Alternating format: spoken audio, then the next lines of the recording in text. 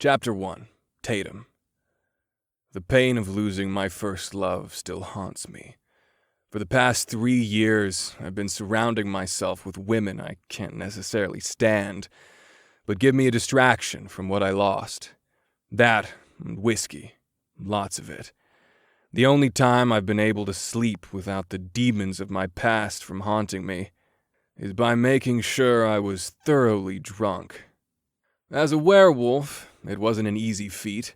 Unlike humans, when we drank, we needed a lot of alcohol to even feel the effects of it. We could get drunk, but for us, it was like drinking a fifth of whiskey compared to their 1 beer. So, if it takes 5 beers to get a human drunk, we would need 5 of the equivalent in hard liquor. Basically, we just needed nearly 10 times the amount of alcohol in our system to be effective. With the way our metabolism burns through it, it didn't last long, which is probably why I was once again up, pouring myself a big glass of whiskey. Taking a large gulp, I turned to face my bed. Chastity Summers, the biggest whore in the pack, was currently sprawled out on my bed, naked. As much as I liked looking at her body and taking what I needed of her to release my tension, I hated the idea of her sleeping in my bed.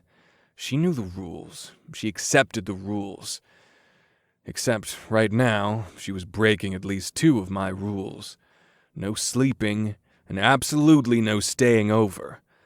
After I'd finished with her, I'd gone to take a shower, and expected her to be gone when I returned. But instead, I found her still in my bed, with my bedsheet tangled around her. If I wasn't so agitated with the fact she was still in my bed, I would probably have my way with her again and toss her out. Finishing the rest of the whiskey in my glass, I walked over to the bed and literally kicked her out of bed. She fell onto the hardwood floor with a thud. Ow! She yelled, then sat up and glared at me. What the hell was that for? Out, I told her simply, ignoring the way she had just talked to me. I don't know where she got off thinking she could just speak to me any way she deemed necessary.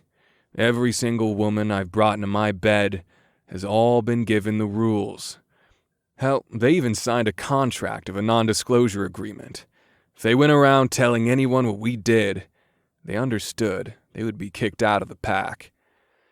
I hadn't always been like this, but when you lose the love of your life and your fated mate, it changes a person. I had no intentions of being tied to another she-wolf under any circumstances. Chastity was the only one who thought she was immune or something. At least with the others, they didn't complain or break any of my rules. If it wasn't for the fact that Chastity just happened to be the hottest female in the pack and a great lay, I probably would have terminated our agreement. But as much as she annoys me, she did the job better than any of the others. I just fell asleep. You don't need to be an ass about it. Jeez. She said. She gathered up her clothes and got dressed. You know the rules. You and your rules. You know, it isn't exactly a bad thing to break a rule every now and again. If I remember correctly, you used to be the biggest rule breaker in the pack. Things change. Out. Yeah. I'm going. With that, she left the room and shut the door just a bit too loud. Groaning, I went over to the dresser, poured myself another glass of whiskey. Not long after Chastity left, I heard a knock on the door. What? I snarled, thinking she was back for something. Oh, good. You are dressed.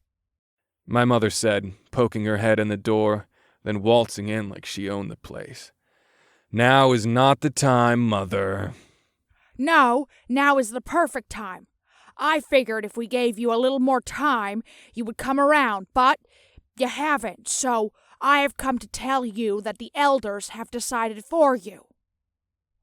After you sober up and get a bit of rest, you are going over to meet with the Alpha of Lunar Eclipse and his daughter.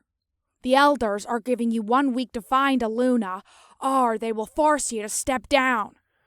Seriously, this was not the time to be throwing this on me. I had a hard time quelling my temper as I looked at her. I loved my mother, but I was no pushover either. I was getting tired of the elders making up the rules for me. So what if I didn't want another mate? I'll be damned if I make the Alpha's daughter from Lunar Eclipse the Luna. She's rotten to the core. I will not agree to make her my mate. I ground it out, trying to keep my temper in check. This isn't up for discussion. I am not saying you have to choose her, but you will go to meet with them. An alliance with them would be ideal, since they are our closest neighbors, and we could potentially expand. We are just thinking of what is best for the pack. Fine, I will go, but I can assure you it will be a waste of time. We won't know until after you meet them. My mother said, and left the room. As soon as she shut the door, I threw the glass I had in my hand at the door. Why couldn't everyone just leave me the hell alone? Ignoring the now shattered glass, I grabbed the bottle of whiskey and started chugging it. The buzz I had was now gone, and I was burning with a rage so intense that I wanted to punch something. A picture of Leslie and our parents caught my attention, and I went over to take it from the wall. With the bottle in hand and picture, I moved to sit at the foot of my bed. Leslie had been the perfect mate. She had been my childhood sweetheart, and when we found out that we were mates, it had been the best day of my life. Now, when I looked at this picture, all I felt was anger. Anger that she left, and anger that I hadn't found out sooner that her father had been abusing her, and in league with hunters that wanted to wipe our kind of existence. The same hunters that took the love of my life away from me. I may have killed her father, but I was still waiting for the day that I would come across the hunters and show them they are in the wrong field of work. The only reason I even keep this picture was to remind myself of what I lost, and what I still have to accomplish. One day, I will get my revenge on everyone that had been involved in Leslie's death. That is my vow I will always honor till my last breath.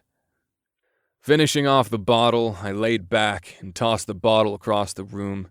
Holding the picture up, I rubbed the padding of my thumb over Leslie, as gave the camera one of her beautiful, rare smiles. There hasn't been a day that has gone by that I wished I could hold her just one last time. I never even had a chance to say goodbye. I will avenge you and make sure they all pay for what they did, I whispered aloud.